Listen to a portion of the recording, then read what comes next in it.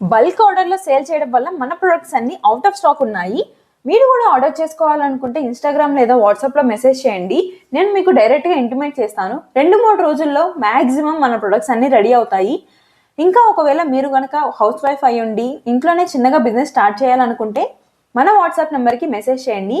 మేము హోల్సేల్లోనే bulk orders తక్కువ రేట్లోనే అందిస్తాము. మీరు కూడా ఎటువంటి మ్యానుఫ్యాక్చరింగ్ ప్యాకింగ్ ప్రాబ్లమ్స్ లేకుండానే మీరు రీసేల్ చేసుకోవచ్చు ఈజీగా. వాట్సాప్ నెంబర్కి మెసేజ్ చేయండి. అండ్ ఆల్సో నిన్న ఒక ఇన్సిడెంట్ జరిగింది. పోస్ట్ ఆఫీస్లో మన పార్సల్ మిస్ అయింది.